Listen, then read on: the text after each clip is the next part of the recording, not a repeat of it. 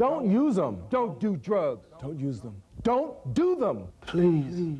Don't do drugs. You might not believe it, but the spotlight sometimes hides the most painful truths. In the history of American showbiz, there's a list that's never been widely revealed, a list of black celebrities who died from AIDS but never dared to speak out about it. Not because they didn't want to, but because they couldn't.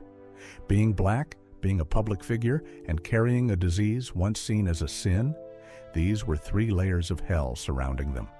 They could only fight in silence, in despair, and die in solitude. The 23 stories I'm about to share will show you the truth about their deaths. Black celebrities who lived under dazzling lights, but died in the grim shadow of a secret about the disease of the century. Their stories have never been fully told, and you'll never guess who they are. 23. Howard Rollins, the screen icon who faded away.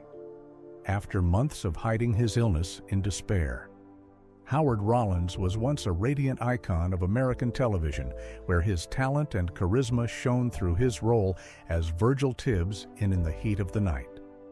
With refined acting, he portrayed a courageous, upright man, inspiring millions of viewers.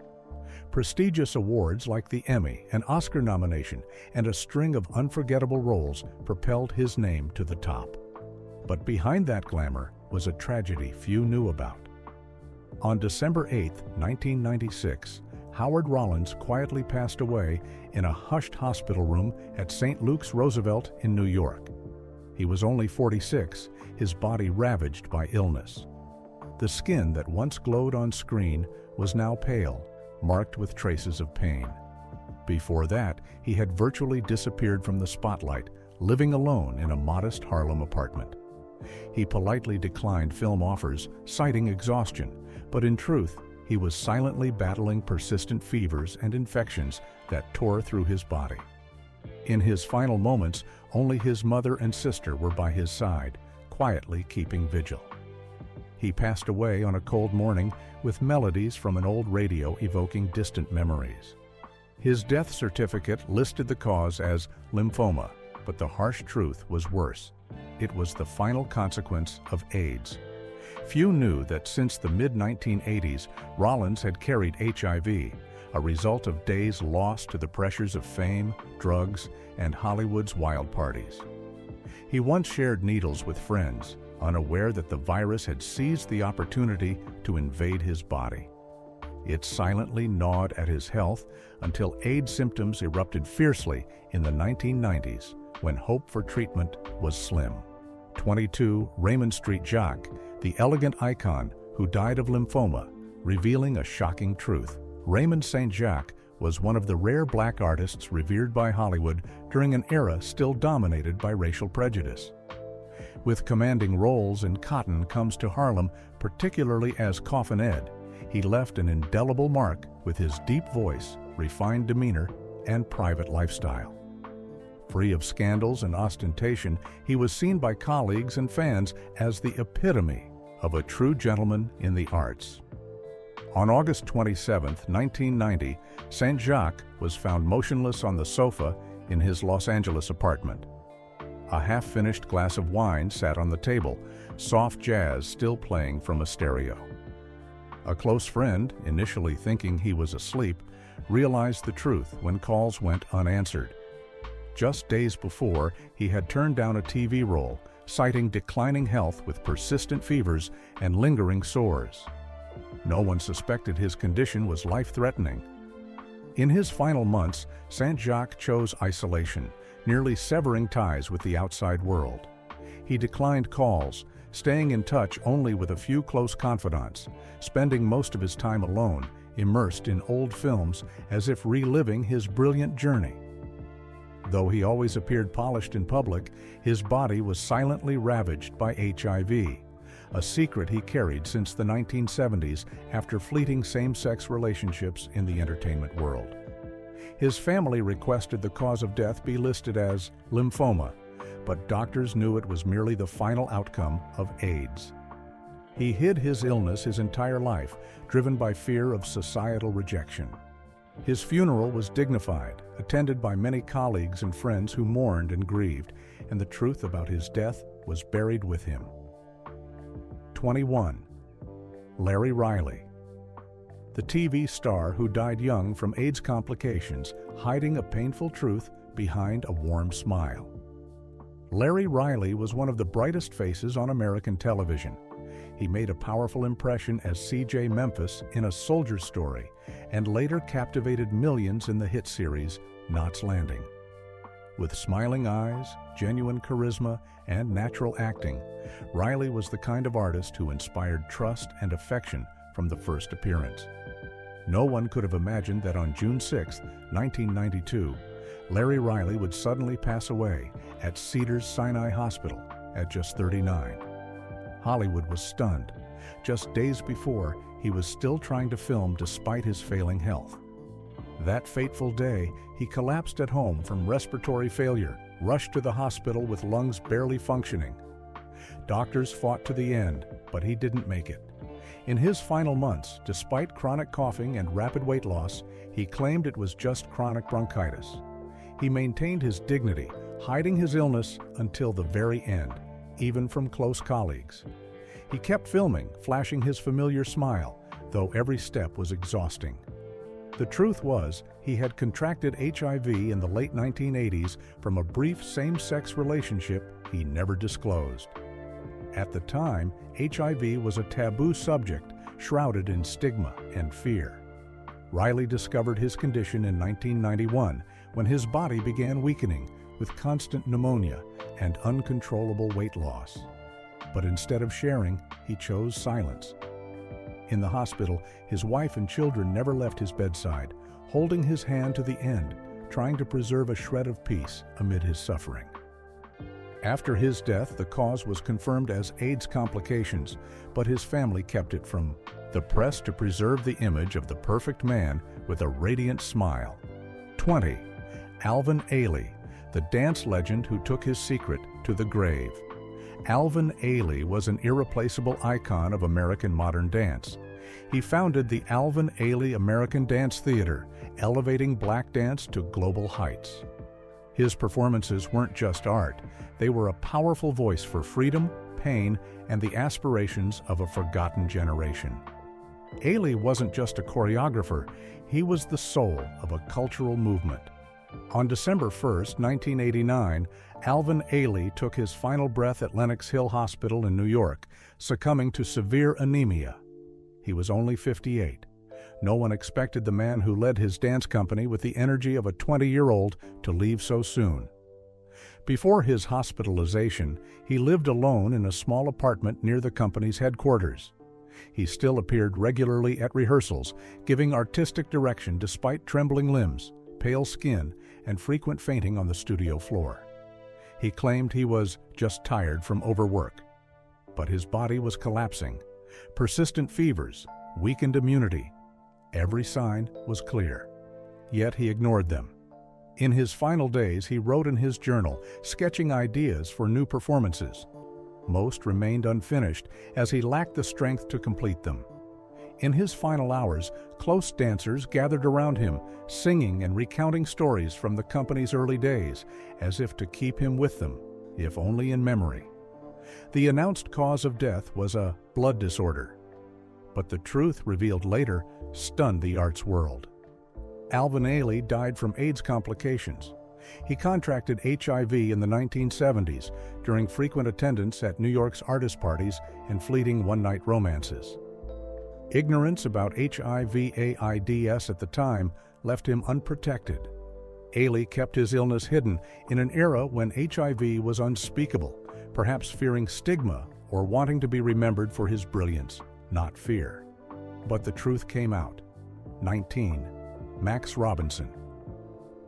The TV legend toppled by a disease no one dared name.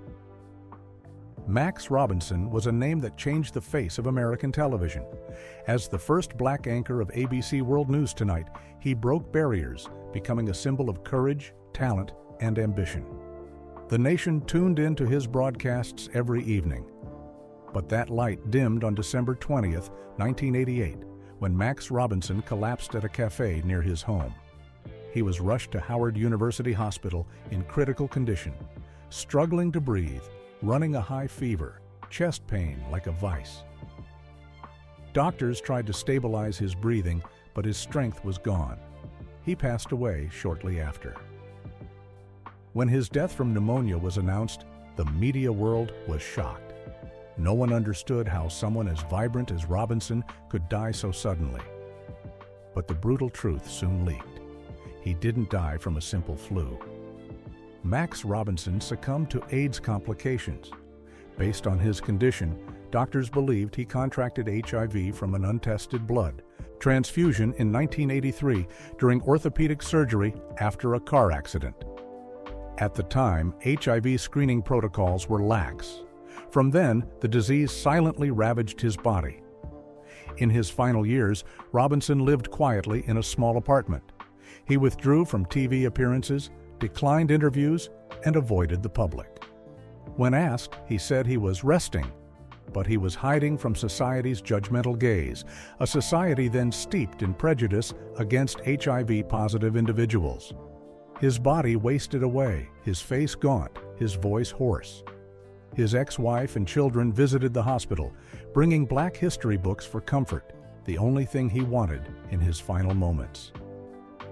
Max Robinson's death was a seismic shock to the media world, not just because he was an icon, but because of how he was swept into the HIV/AIDS epidemic, a disease then branded shameful, and the way he chose to die in silence, without explanation, without seeking pity. 18. Bobby DeBarge, the prodigy felled by a disease that haunted a generation. Bobby DeBarge was the soul of the legendary R&B group DeBarge, a 1980s icon. His unique falsetto, magnetic stage presence, and songwriting talent propelled him to the top of showbiz. Hits like I Like It and All This Love dominated American radio. But the stage lights couldn't save him from the abyss of addiction and a disease that terrified the world. On August 16, 1995, Bobby took his final breath in a Grand Rapids, Michigan hospital. He died at 39, his body utterly depleted. Skin and bones, pale, covered in sores, he was unrecognizable. For years, he lived quietly in a rundown rental, cut off from family, friends, and the music world that once revered him. No one saw the R&B angel anymore. In his final years, Bobby tried to return to the studio. He brought unfinished notes, but pain derailed every effort. Family recalled him sitting for hours, silent, replaying old tracks like I Like It, his eyes distant, clinging to a golden past. Only his family knew Bobby contracted HIV in the 1980s, his peak of fame, but also when he dove headlong into heroin. It became a deadly companion at all-night Los Angeles parties. During group injections, he unknowingly shared a needle with a close friend, who later died of HIV. No one foresaw the catastrophic consequences of that needle. He lived in isolation after learning of his illness, protecting his loved ones. He feared spreading the disease to those he cherished. Though his family kept the true cause quiet to protect his image, the truth about his illness leaked. AIDS took Bobby DeBarge, but the deeper pain was his lonely departure amid the silence of an industry that once celebrated him. 17. Willie Smith, the fashion legend who died in the shadow of the century's disease. Willie Smith was a name that commanded respect in the fashion world. Founder of Willie Wear, he pioneered a blend of street style and modern elegance. With golden hands and a distinct aesthetic, he became a leading Black fashion icon in America, collaborating with major names and making waves at New York, Paris, and London fashion weeks. But his life fell into darkness in a way no one expected. In April 1987, days after returning from a work trip to India, Willie Smith was hospitalized in New York with high fevers, persistent coughing, and a failing body. He once hosted lavish parties in his chic Manhattan studio apartment, attended by top stars. Yet in his final months, he vanished from events, repeatedly declining to meet friends. Close ones noticed his gaunt frame, pale skin, and haggard face. When asked, he brushed it off, saying he had an infection from the trip. The truth was far graver. Willie contracted HIV from same-sex relationships during the extravagant 1980s parties when the world still knew little about AIDS. In the hospital, friends brought sketches to lift his spirits, but no miracle came. On April 17, 1987, Willie Smith took his last breath at 39. Records listed pneumonia as the cause, but everyone understood it was a veil over a far more painful truth. His death shook the fashion world. A radiant icon snuffed out, leaving haunting questions about the century's disease and the deadly silence in the arts at the time. But Willie didn't fade into oblivion. His designs still inspire, a reminder that death's shadow couldn't swallow his brilliance. 16. Essex Hemphill, the Black Poet, who quietly departed, leaving unfinished manuscripts. Essex Hemphill was a heavyweight in America's black arts community. Not just a poet, he was a tireless advocate for black and LGBTQ+ rights. With sharp, fierce, and brutally honest poetry, Hemphill forced America to confront buried injustices. His work appeared in major literary anthologies, leaving a lasting mark during the darkest years of the AIDS epidemic. On November 4, 1995, Essex Hemphill was found unconscious in his small Washington, D.C. apartment. No more breath, no more clacking of his old typewriter. Only scattered, chaotic manuscripts, unfinished poems, incomplete stories lay strewn on his bed. Months earlier, he had been quietly battling intense fevers, skin infections, and relentless exhaustion. But Hemphill chose silence, retreating inward. He refused hospitalization, unwilling to lie in a cold hospital bed, wanting only to finish writing in his familiar, cramped room, his last bastion of freedom. Few knew his tragedy began in the late 1980s during a long-term relationship with another gay writer. His partner, also an activist, was unaware he carried HIV. At the time, information about HIV/AIDS was nearly suppressed in black communities. They lived, loved, and unknowingly faced danger. By 1993, when sarcoma appeared on his skin, Essex learned he had AIDS. 2 years later, he died at 38. A great talent left quietly, leaving a painful void in American literature. In the room where he took his final breath, only absolute silence remained, replacing the familiar clatter of his typewriter. 15. Marlon Riggs, the genius director who hid the century's disease until his final breath. Marlon Riggs was one of the boldest, most pioneering documentary filmmakers in American cinema history. A voice for black and gay communities, he created seismic works like Tongues Untied, forcing America to hear what had been buried. Riggs was an icon, a dedicated educator at UC Berkeley, and a relentless fighter for truth. No one expected his resilience to be defeated by the century's disease. In April 1994, Riggs was rushed to an Oakland hospital in critical condition. His lungs were destroyed by pneumocystis pneumonia, a common AIDS complication in its final stage. Almost no one, family, colleagues, or students, knew he was in such a state.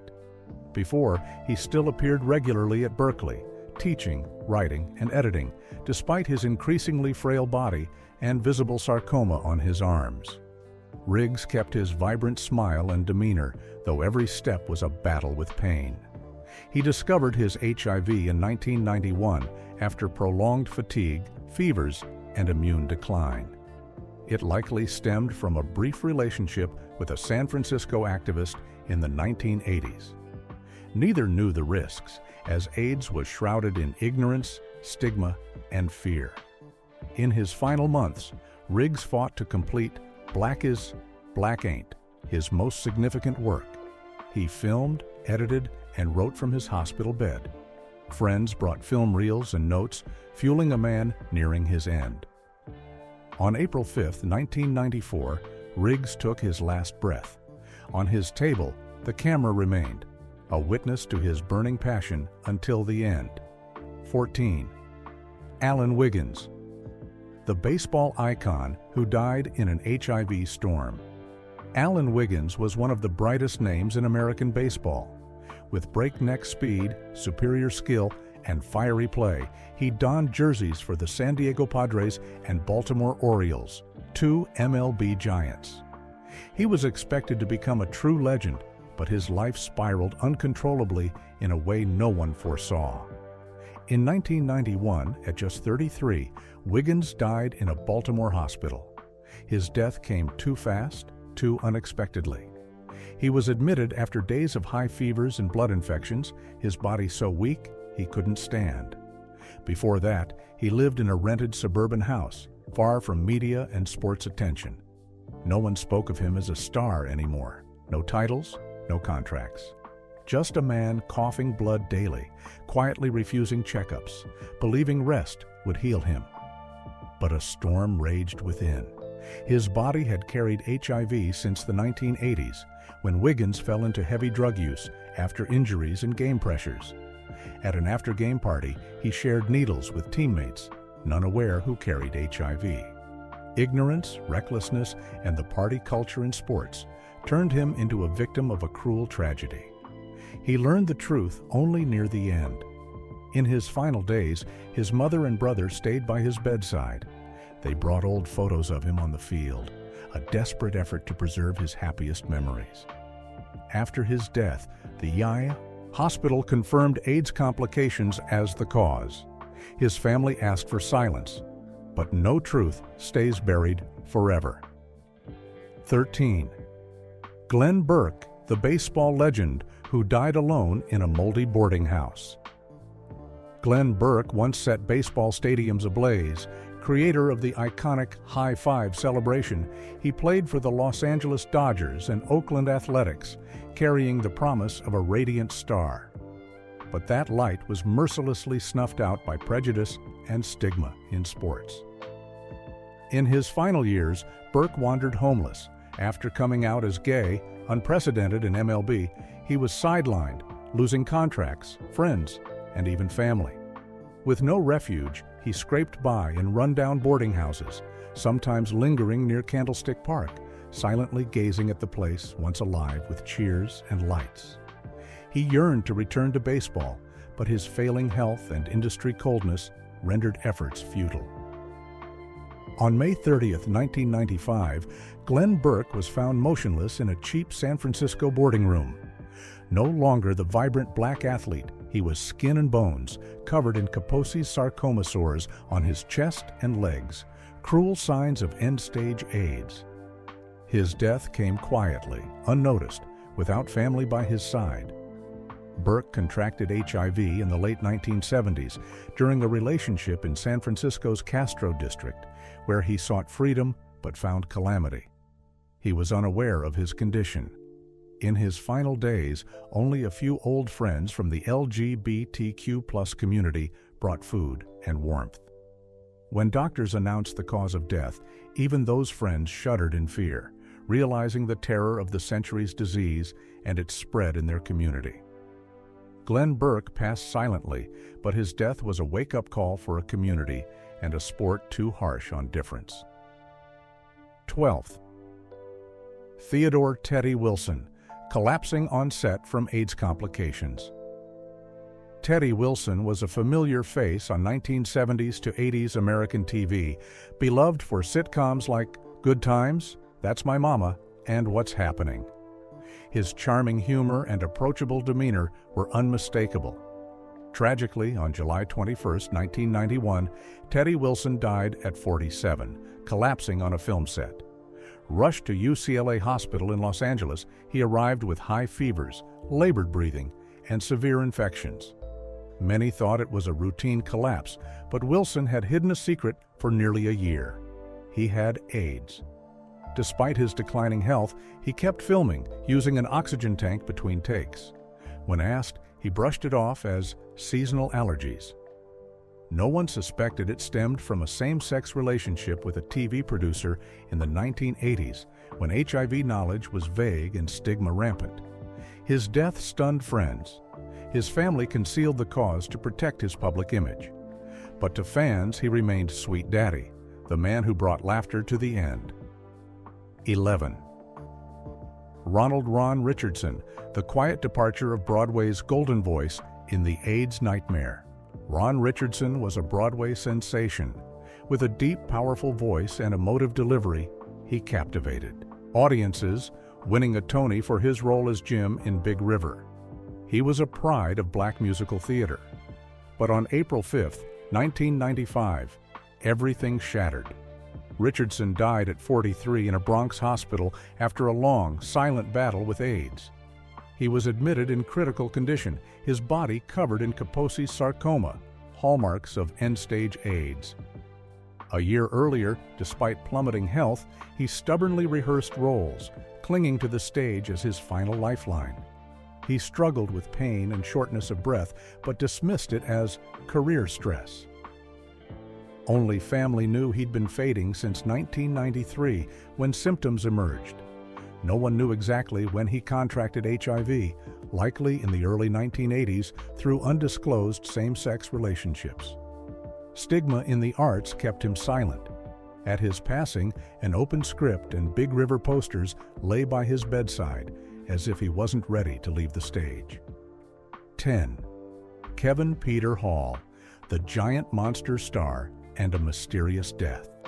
At 35, Kevin Peter Hall was a one-of-a-kind Hollywood actor famed for his 7 feet 2 inches height and legendary monster roles like the Predator and Bigfoot in Harry and the Hendersons. Though not a household face, he was the soul of 1980s sci-fi blockbusters. In 1991, Kevin was hospitalized after a minor car accident. Expected to recover, he rapidly worsened. Acute pneumonia, unrelenting fevers, and a collapsing immune system baffled doctors. The brutal truth. After much speculation, doctors concluded Kevin likely contracted HIV from a contaminated blood transfusion post-accident in 1990 when U.S. HIV blood screening had gaps. For months, he'd suffered persistent coughing, mistaking it for a lingering cold. On April 10th, he died in his wife's arms, a family photo by his bedside. His death cause was kept quiet, but nurses leaked the truth. Kevin Peter Hall died of AIDS at 35, a heartbreaking end for an icon hidden behind a monster's mask. 9. Sylvester, the disco legend, who left in a room full of light. Sylvester, the legendary voice behind You Make Me Feel, Mighty Real, was an irreplaceable icon of disco and the LGBTQ+ community. With flamboyant style, explosive performances, and a one-of-a-kind voice, he made the world dance. Then, on December 16, 1988, Sylvester was found motionless on his bed in the apartment where laughter and music once rang. Posters lined the walls, a vinyl record still spun on the turntable. His body no longer responded. His best friend and manager wept on the spot. Months earlier, he performed with dazzling makeup and silk scarves, hiding his darkened skin and Kaposi's sarcoma on his arms. He claimed it was just the flu, but close friends knew better. Since 1985, he knew he had HIV, a consequence of his vibrant years in San Francisco's club scene. Without complaint, he fought silently. The weekend before his death, friends visited, sensing the end, singing his glorious disco hits, while he smiled faintly. Days later, he passed quietly in that apartment, a light but piercing end for an icon who lived fully on the dance floor. 8. Jermaine Stewart, the R&B star, silently facing AIDS. Harshest toll. Jermaine Stewart rocked the music world with his hit, We Don't Have to Take Our Clothes Off. His powerful voice, fiery performances, and distinct personality made him an R&B icon of the 1980s. But by 1997, his stage lights went out. On March 17th, he took his final breath in a Chicago hospital. His body was depleted, skin sallow, eyes dimmed by agonizing liver failure. Years earlier, he vanished from major stages, living reclusively in a small South Side apartment. Close friends whispered he had AIDS. By 1995, symptoms were undeniable. He canceled shows, fainted in studios, grew unusually quiet, and dwelled on memories of glamorous Los Angeles and New York parties, where he loved, laughed, and contracted HIV from unprotected, fleeting relationships. In his final hospital days, his mother wept, facing the loss of her young son. Jermaine Stewart passed with his illness a secret, though to close friends it had long ceased to be. 7. Fon Mizell. The music maestro's sudden death in the studio and a shocking truth. Fon Mizell was the musical genius behind soul and funk hits, collaborating with the Jackson 5, Marvin Gaye, and Smokey Robinson, shaping Motown sound in the 1970s. On July 15, 1989, his brother found him motionless in his Los Angeles home studio. His body was cold on the floor beside a still-running mixing board and scattered cassette tapes. In his final months, Mizell complained of fatigue, joint pain, and recurring fevers, attributing it to work stress. The truth was, he had HIV, discovered only when his condition worsened after prolonged exhaustion and uncontrolled weight loss. His partner, a singer with a drug-using past, likely transmitted the virus unknowingly. In an era when the music world barely understood AIDS, Mizell hid his illness, working to exhaustion. In his final days, he sat silently, replaying old recordings, seeking inspiration for a last work. His sudden death, with dreams unfinished, was reported as prolonged illness, but whispers of AIDS spread among artists. 6. Hank Gathers, the young basketball star who collapsed on the court. Hank Gathers was a college basketball phenomenon, a Loyola Marymount star expected to make waves in the NBA with his explosive athleticism and skill. But on March 4, 1990, amid roaring cheers at Gersten Pavilion, Hank collapsed mid-game after a spectacular dunk. The crowd fell silent. Rushed to medical care, his heart stopped minutes later. His death at 23 was too sudden. He'd complained of chest pain and shortness of breath during practices, but played on, unwilling to miss his chance to shine. Many believed it was a heart condition, but close sources revealed Hank knew he had HIV since early 1990. Devastated and panicked, he kept it secret, playing as if nothing was wrong. In final practices, he often sat gasping for air. His partner, a female fan with a drug-using past, was likely the source. Hank lived in a dorm, quietly taking medication, but his body weakened. Records listed arrhythmia, but AIDS rumors later shocked many. A talent buried by the century's disease at the height of his dreams. 5. Willie Hutch. The Motown genius's tragic end. Willie Hutch was a powerhouse songwriter, producer, and singer behind Motown hits, notably for the Mac soundtrack and songs tied to Marvin Gaye and the Jackson 5. On September 19, 1992, Hutch took his final breath in a Dallas hospital after a silent battle. His lungs were ravaged by severe pneumonia, his body too weak to stand. For a year prior, he kept composing. In his small Dallas home, he quietly played guitar, writing soulful lyrics, hiding his illness behind a tough exterior. No one suspected HIV was destroying him. Discovered in 1991 after prolonged coughing, breathing issues, and fatigue, many thought he had chronic pneumonia. The brutal truth: AIDS. In the 1970s, he joined alcohol-fueled one-night flings in Los Angeles' entertainment scene, likely the source. In his final days, family brought old recordings, placing a guitar by his bed as a final token. His death was reported as pneumonia, but close colleagues knew the deeper cause: a talent eroded by AIDS. 4. Melvin Franklin, the Temptation star, and a haunting end after the spotlight. Melvin Franklin was the iconic bass voice of the Temptations, helping build Motown's empire with hits like My Girl and Papa Was a Rolling Stone. On February 23, 1995, the music world was stunned when Franklin died at Cedars-Sinai Hospital. Admitted after a stroke, his body had long been failing. For 2 years, he withdrew from the stage, living quietly in a Baldwin Hills home, battling infections, uncontrolled weight loss, and constant headaches. He claimed it was high blood pressure, but it was far worse. Family confirmed he contracted HIV in the late 1980s through fleeting romances he barely knew. He learned of his illness in 1993, living in exhaustion and fear, hiding it from the public. Records listed brain failure, but only his family knew AIDS had destroyed him before the stroke. Third Orish Grinstead, the 702 girl who died young at 15. Orish Grinstead was a founding member of the hit R&B group 702, a promising talent with a sweet voice and sharp musical identity despite her youth. Tragically, on April 20, 2008, Orish died at just 28 in a Las Vegas hospital. Admitted in critical condition with high fevers, severe weight loss, and strange bruises, later identified as Kaposi's sarcoma, she shocked everyone.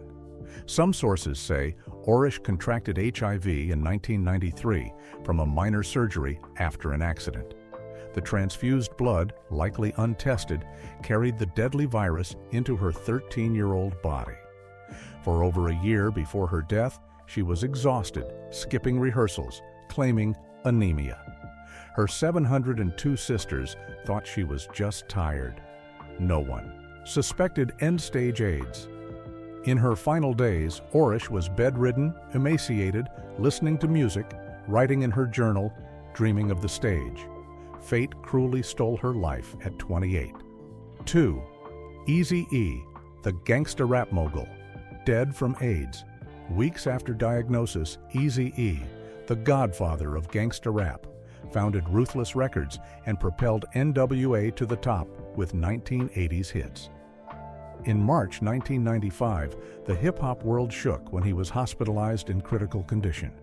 Days earlier, he collapsed in the studio. Doctors concluded his lungs were destroyed by severe pneumonia. His immune system collapsed. The final diagnosis: end-stage AIDS. His body deteriorated rapidly. Weeks before, he was vibrant on the streets. Now he lay immobile, unable to walk. Eazy-E contracted HIV from an unprotected wild love life during rap's golden age. He discovered it too late. In his Cedars-Sinai room, NWA brothers visited, reminiscing about their early days, but Eazy could only nod weakly. On March 26th, he died at 30, his Compton cap on his chest, a symbol of a generation. His sudden death rocked rap, sounding an alarm about HIV/AIDS in hip-hop. 1. David Peaston, the century's disease, ended a golden voice.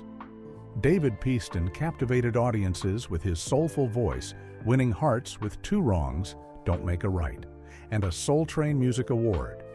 His career seemed destined for greatness, but on February 1, 2012, his sister found him motionless in his St. Louis bedroom. No more piano, no more singing, just an open Bible and unfinished sheet music. He was gone. Before, David lived privately, performing occasionally in church. Few knew that since 2011, his body had changed drastically. Severe weight loss, persistent fatigue, constant skin sores. He claimed it was diabetes, but close friends sensed something graver. The hidden truth. David contracted HIV in the late 1990s from a relationship with a female singer with a heavy drug-using past and a nomadic life in party hotspots. He learned of his illness too late. In his final days, he stayed in his room. Family prayed by his bedside, but David couldn't respond. His death was recorded as prolonged illness, but insiders confirmed AIDS killed the legendary voice. The truth can be cruel. It not only kills a person, but also their right to speak out. These stars were once celebrated as icons, standing in the brightest spotlight, but ultimately faded silently in the shadow of a secret even their cause of death had to conceal. Of the 23 names just shared, whose story surprised you most? Did any make you reflect on your own youth? Leave a comment below because we want to hear your emotions. And if you want to keep exploring the untold corners of celebrity lives, don't forget to subscribe and turn on notifications. Because the next truths revealed might completely change how you see your idols.